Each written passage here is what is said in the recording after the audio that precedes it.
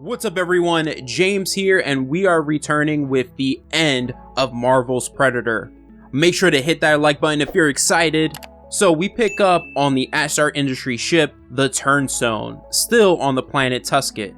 We go to the senior science officer of the Turnstone, Paulo Silva, watching the Predator they killed being dissected. Now, it seems like humans may be aware of the Yautja, the Predators, or at least some of them, because he asks for confirmation if it is from a crew member that approaches him. The crew member answers he doesn't know and informs him that the girl, meaning Theta, they took in has been hunting them for years. He also informs Paulo that Captain Ferreira, who we'll meet in a second here, has requested he examine the Sandpiper's logs to find out what happened to the crew. From here we go to Theta awakening and quickly realizing she has been restrained. Captain Ferreira tries to get information from her, but she refuses to answer any of his questions and just demands to be released. Ferreira, still persistent, asks her if she killed the crew of the Sandpiper, and Theta answers no. He explains the last he heard of the Sandpiper was 15 years ago. The crew sent a distress signal to APHRA Industry headquarters, and when a rescue crew arrived, they found only corpses of the crew members, and the Sandpiper gone. He asks Theta how she came in possession of it, but she doesn't answer. Realizing that he's not going to be able to get much information out of Theta, he has her sent to a cell. We then go to Paulo exploring the Sandpiper, and he is shocked at the sight of Predator biomass on display on the wall of the ship. This is a clear indicator that Theta, as she has been hunting the Yautja, is becoming like them in her own way, displaying trophies of her kills just like them.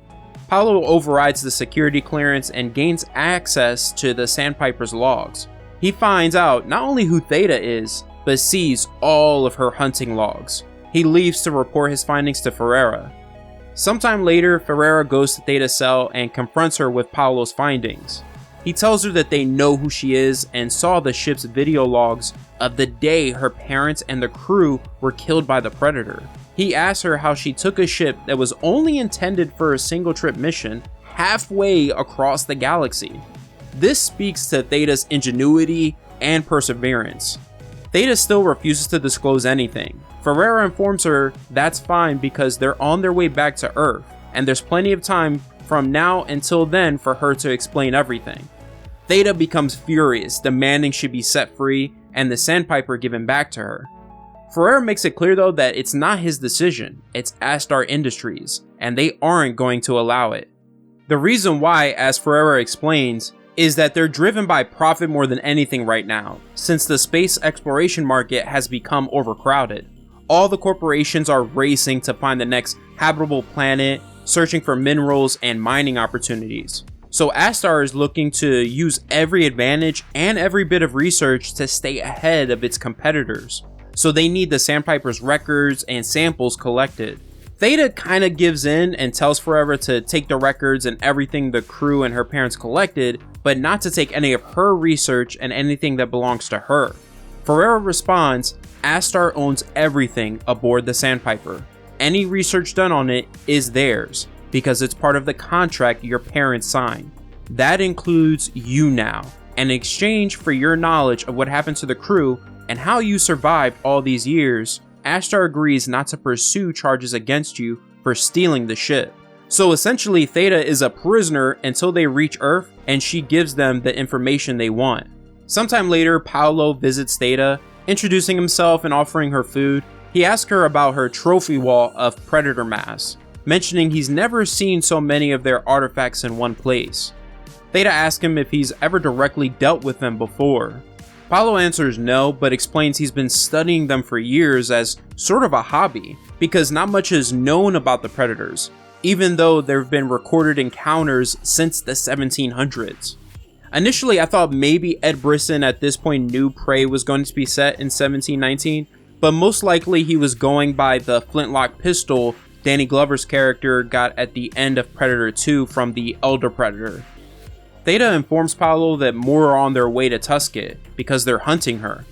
Paulo is initially confused about this because Tusket is an ice planet, and everything he studied about the Yautja has shown they've only hunted on Earth during intense heat waves and hotter climates, which we've seen in the main Predator films. This is something I forgot to mention in the last video, but this is why Tusket wasn't on any of the hunting logs of the predators Theta has killed, because they don't hunt in cold climates. In the 1987 Predator, that took place in Guatemala, which is hot all year around. Predator 2 was in LA during the most intense heat wave. And Predator 3, aka Predators, was on a mysterious planet with a hot climate.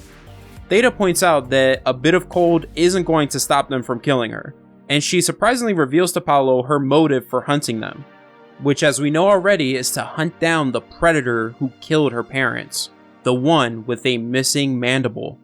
She asks him to give her access to her ship so she can prepare, and when Paulo says he can't, she immediately bashes him in the face with her soda can. Like, damn, no hesitation on her part. She takes him hostage, threatening to put a fork in his neck if he doesn't tell the guard to open the door. At that moment, the guard enters the room. She's eventually able to take out the guard, take his weapon. The crew gets alerted of her escape, and moments later, Ferreira flanks her and has her dead to rights. However, suddenly, one of his crew alerts him of a breach, and is killed. Theta says, "I told you they would come. You didn't listen, and now it's too late."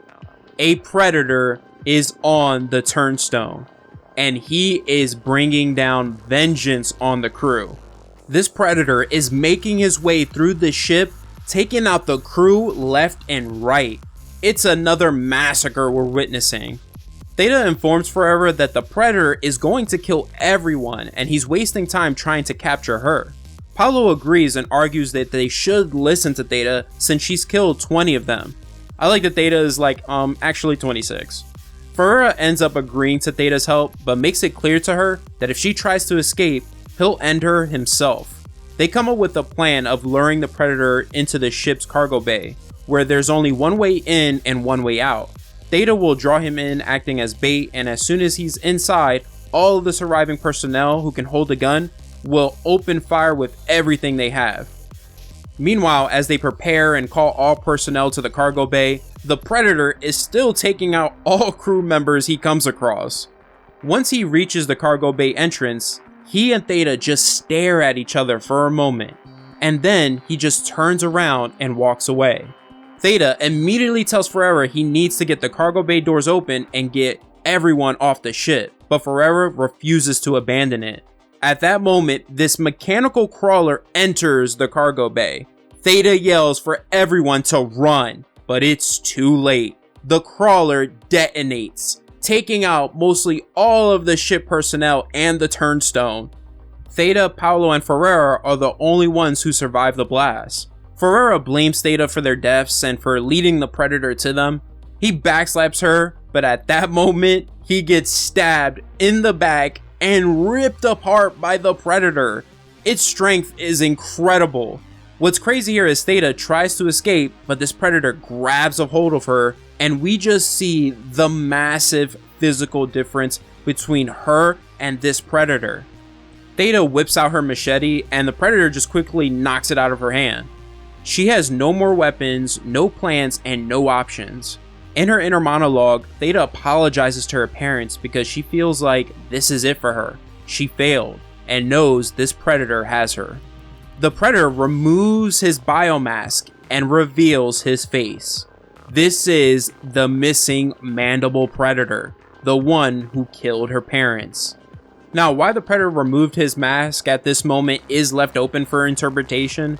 You could say he recognized Theta, or he thought Theta was the last person to kill, so he was about to make his triumphant kill. In my opinion, he recognizes Theta, and is saying to her, "You've been killing my brothers looking for me. Well, here I am, and I'm going to kill you." Suddenly though, the predator gets blasted by Paulo. When the predator prepares to shoot him with his wrist gauntlet, Paulo fires again, blasting off the predator's arm. However, the predator quickly responds by throwing his shuriken, destroying Paulo's blaster. Theta picks up Ferreira's blaster and blasts the predator. She says, 15 years I've been waiting for this moment, tracking your kind to every planet, every hunting ground, following the trail of your dead and destroyed lives. The missing mandible predator pulls out his serrated blade and destroys her blaster. Theta dodges his next attack, grabs her machete, and yells, "All those years for this moment." Theta slices the head clean off the missing manual predator, putting him down for the count. And it's only fitting that she kills the missing manual predator with the machete that was her mother's. Afterward, Paolo asks Theta, what do we do now? Theta answers, there are more of them out there. Hundreds, thousands, maybe even millions. I don't know, but they're out there still hunting, and I'm going to find them, and I'm going to kill them all. That's the end of the video and the end of the first volume of Marvel's Predator series. My only gripe with this series is I wish we saw more of Theta's past kills to show how much she's grown and learned from the Yautja, her training, and that this final battle with the missing manual predator was more of a knockdown, drag-out fight that would require Theta to utilize all of her skills, instincts, and knowledge she possesses on the predator species, similar to Schwarzenegger's in the first Predator movie and Naru's in Prey. Well, this isn't the end of Theta's story. There is a second volume where the story gets a bit crazier. Comment below if you want to see all that. Well, I hope you all enjoyed this series.